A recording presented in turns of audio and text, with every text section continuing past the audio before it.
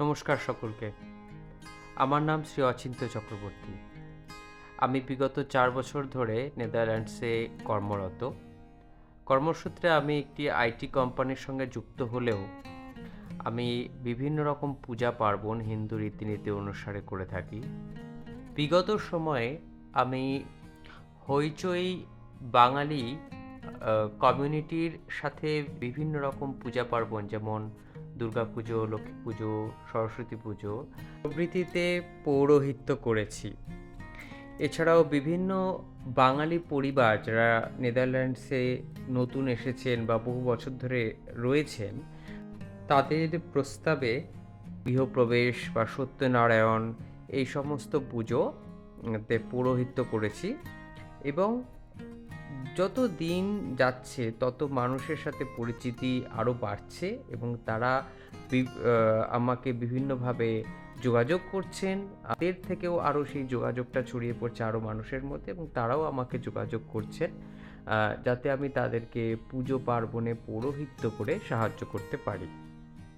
তাই আজকে আমি আপনাদের সকলের সাথে আমার এই অভিজ্ঞতা, যতদিন ধরে আমি পুজো শুরু করেছি এবং কী কী পদ্ধতিতে আমি পুজোর প্রস্তুতিটা নিয়ে থাকি বিভিন্ন পরিবারের সাথে বা বিভিন্ন পুজো কমিটির সাথে, সেটা আমি আপনাদের সাথে শেয়ার করতে চাই, যাতে ভবিষ্যতে আপনারাও কেউ যদি এই ব্যাপারটায় উদ্যোগী হন বা নিজের বাড়িতে কোনো পুজো পার্বণের কিছু চিন্তাভাবনা করেন, তাহলে যাতে এই ভিডিওটির মাধ্যমে কিছু তথ্য সংগ্রহ করতে পারেন এবং তারপর তো আমি রয়েছি আপনাদেরকে আরও বিভিন্নভাবে গাইড করার জন্য এবং যদি কোনো প্রশ্ন আসে সেই প্রশ্নের উত্তর সঠিকভাবে দেওয়ার জন্য।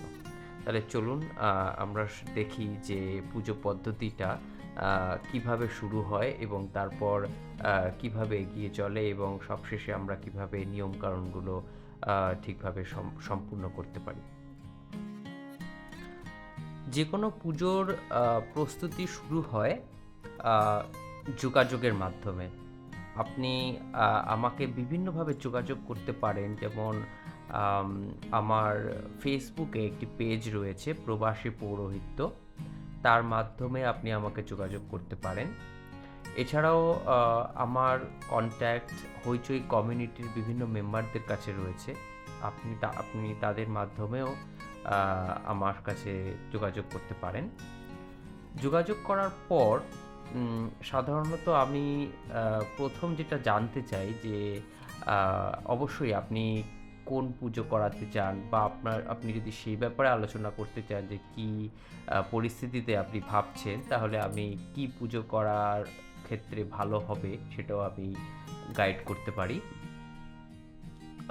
তারপর আমরা যেটা দেখি যে কোন নির্ঘণ্ট এবং কোন দিন শুভ রয়েছে, যেটা আপনার এবং অবশ্যই আমার সময় অনুযায়ী সেটা সঠিকভাবে করা যেতে পারে সেই দিন।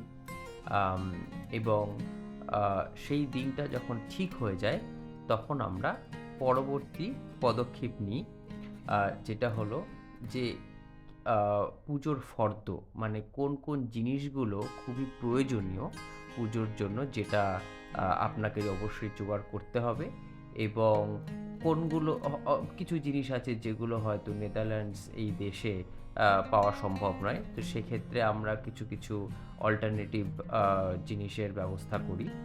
কিছু কিছু জিনিস যেগুলো ইন্ডিয়া থেকে অনেক সময় অনেকে আসে, তারা নিয়ে আসতে পারে, বা আমিও অনেক সময় অনেক জিনিস এনে আমার কাছে রাখি যেগুলো সব সময় হাতের কাছে হয়তো এখানে পাওয়া যায় না।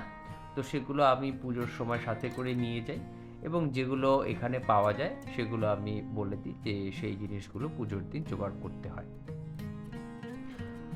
তারপরে যেটা আলোচনার বিষয়বস্তু হয়ে ওঠে সেটা হলো নিয়মাবলী। অবশ্যই যখন আমরা একটা পুজোর ব্যাপারে সিদ্ধান্ত নিই, সেই পুজোর অনেক রকম আমাদের শাস্ত্র অনুযায়ী নিয়মাবলী রয়েছে। অবশ্যই সমস্ত কিছু হয়তো সম্ভব হয় না করে ওঠা, কিন্তু যতটা সম্ভব আমাদের পক্ষে যাতে তার পুরোটাই আমরা করতে পারি সেই দিক থেকে আমরা চেষ্টা করি। আম এবং যেমন কি নৈবেদ্য কিভাবে সাজাতে হয় এবং কী ধরনের নৈবেদ্য দেওয়া উচিত, সেখানে চাল এবং কলা দিয়ে নৈবেদ্য এবং ভোগের নৈবেদ্য, অন্য কোনো ফলের নৈবেদ্য, মিষ্টি নৈবেদ্য, কী নৈবেদ্য দিতে হয় সেগুলো আমি সবকিছু পরিষ্কারভাবে জানিয়ে দিই। এবং কারোর যদি কোনো বিশেষ পারিবারিক নিয়ম থাকে বা কোনো দেশীয় নিয়ম থাকে সেটাও তারা আমাকে জানান এবং সেই হিসাবে আমি তাদেরকে গাইড করতে চেষ্টা করি যে সেটাকে কিভাবে এখানে করা সম্ভব হয়, এবং সেই নিয়মাবলীগুলো আমরা কন্টিনিউ আলোচনার মাধ্যমে থাকি যে কতটা ভালোভাবে আমরা এটা করতে পারি। দরকার হলে আমি তাদের পরিবারের অন্যান্য লোকজনের সাথেও আলোচনা করি এবং করে সেই জিনিসগুলোকে একটা সিদ্ধান্তে আমরা পৌঁছই যে কীভাবে আমরা সেটা করতে পারি, এবং এই আলোচনাটা কন্টিনিউ চলতেই থাকে যতদিন না আমাদের পুজোর কয়েকদিন আগে পর্যন্ত সমস্ত কিছু সিদ্ধান্তে আমরা উপনীত হতে পারছি। তারপর পুজোর দিন সকালে আমার যে সমস্ত প্রয়োজনীয় জিনিস নিয়ে যাওয়ার কথা সেগুলো নিয়ে আমি বেরিয়ে পড়ি। সকাল সকাল উপযুক্ত সময়ে আমাকে পৌঁছে যেতে হয় সেই পরিবারের সাথে যোগাযোগ করতে তাদের বাড়িতে, যেখানে সমস্ত রকম পূজা প্রস্তুতি চলছে, এবং আগে থেকে আমি বলে দিয়েছি সমস্ত রকম নিয়মাবলী তাদেরকে কীভাবে নৈবেদ্য সাজাতে হবে। অবশ্যই আমাকে গিয়ে সেটা আরেকবার ভালোভাবে দেখে নিতে হয় এবং আমাকেও কিছু জিনিস গুছিয়ে নিতে হয় যেগুলো পুরোপুরিভাবে সম্পূর্ণ হয়নি। তো সমস্ত কিছু গুছিয়ে নেওয়ার পর আমার মেন পুজোটা শুরু হয়।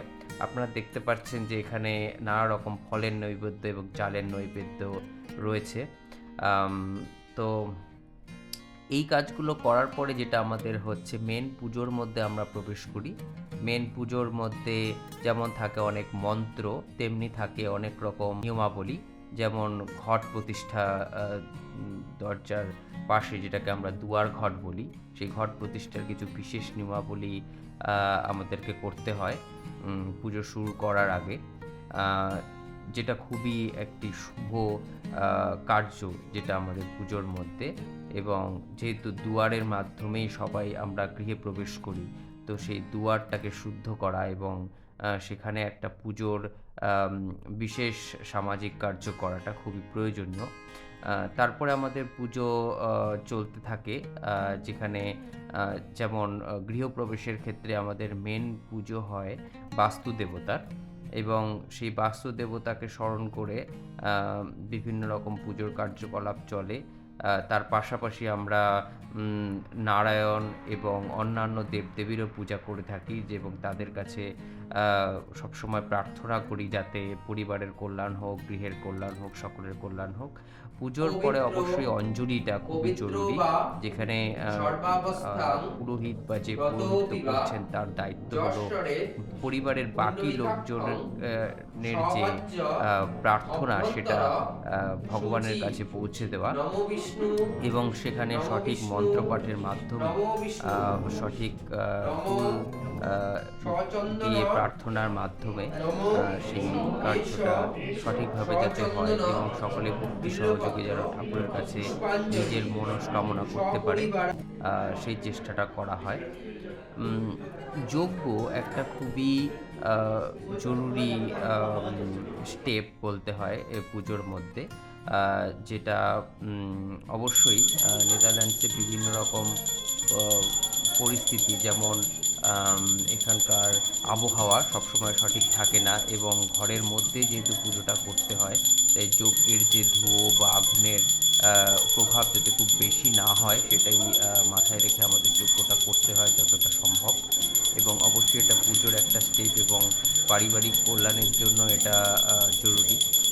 তো আমার কাছে বিশেষ কিছু যজ্ঞের জিনিসপত্র আমি নিয়ে রেখেছি, যেমন যজ্ঞকুণ্ড, যজ্ঞের কাঠ, এবং সেগুলো আমি নিয়ে যাই যখন পুজোর জন্য যাই, এবং বেলপাতা এবং ঘি বা বাকি যে জিনিসগুলো প্রয়োজন হয় সেগুলো সাধারণত আমি পরিবারের লোকজনদেরই বলে থাকি জোগাড় করার জন্য, সেটা যতটা জোগাড় করা সম্ভব সেটা করে আমরা সেটাই ভগবানের কাছে অর্পণ করি এবং তিনিও দেখতে পাচ্ছেন যে আমরা আমাদের সমস্ত শক্তি দিয়ে চেষ্টা করছি তাকে তুষ্ট করার। তো আশা করি তিনি রুষ্ট হবেন না আমাদের উপর।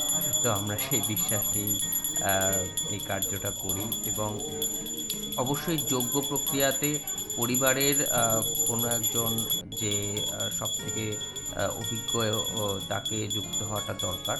তো যজ্ঞর যখন মেন পর্বটা চলতে থাকে তার কিছুক্ষণ পরেই আমি তাদের কাউকে একজনকে অনুরোধ করি যে আপনারাও যজ্ঞে সংযুক্ত হন, যজ্ঞে আহুতি দিন এবং প্রার্থনা করুন যাতে পরিবারের কল্যাণ হয়। যজ্ঞের সামনে উপস্থিত থাকাটা খুবই জরুরি যখন যজ্ঞ প্রক্রিয়া চলে। তো আমি সকলকে অনুরোধ সেজন্য করি যে অন্য সময়ে ১-২ জন উপস্থিত থাকলেও হবে, কিন্তু যজ্ঞের সময়টা যাতে সবাই সেই স্থানে থাকে এবং যজ্ঞের আহুতি যাতে দিতে পারে যজ্ঞতে এবং যজ্ঞের যে আগুন, তাপ এবং তেজ সেটা যাতে গ্রহণ করতে পারে। গৃহপ্রবেশের ক্ষেত্রে একটি বিশেষ নিয়ম হল গৃহ পরিক্রমা এবং শান্তি জল বিকিরণ। তার জন্য আমি বিশেষ পদ্ধতিতে শান্তির জল প্রস্তুত করি এবং সেই শান্তির জলকে গৃহের বিভিন্ন জায়গায় ছড়িয়ে দিই। আমি গৃহকর্তা এবং গৃহকর্ত্রীকে অনুরোধ করি তারাও যাতে আমার সাথে এই পদ্ধতিতে যুক্ত হয় এবং যাতে অবশ্যই আমাকে গৃহ পরিক্রমার ক্ষেত্রে বিভিন্ন স্থান দেখানোর ক্ষেত্রে তারা যেমন সাহায্য করে, তেমনি তারা ঘণ্টা এবং বাদ্যের মাধ্যমে গৃহকে বিশেষ পুজোর পরিস্থিতি তৈরি করতেও সাহায্য করে। তারপরে কিছু পারিবারিক নিয়ম পালন করার পর যেটা পুজোর প্রায় অন্তিম লগ্নে আরতি, এটা সকলের উপস্থিতি খুবই জরুরি এই আরতির সময় এবং আরতির পর তাপ গ্রহণ করা সেটাও খুব জরুরি এবং এই আরতির মাধ্যমে আমরা ভগবানকে অন্তিমভাবে তুষ্ট করার চেষ্টা করি, তাকে স্বাগত জানাই যাতে তিনি আমাদের উপর সর্বদা তুষ্ট থাকেন। নমস্কার, আজকের মতো এখানেই শেষ করলাম। আশা করছি ভবিষ্যতে এরকম আরও একটা নতুন ভিডিও নিয়ে আসবো এবং আপনাদেরকে আরও নতুন তথ্য দেব। আমার স্ত্রী শ্রীমতী মুনমুন চক্রবর্তী আমাকে বিভিন্নভাবে সাহায্য করে থাকে পুজো প্রস্তুতিতে, আমি তাকেও ধন্যবাদ জানাই। আপনারা সকলে ভালো থাকবেন, সুখে থাকবেন এবং আশা করি আপনাদের সাথে খুব তাড়াতাড়ি আবার দেখা হবে। নমস্কার।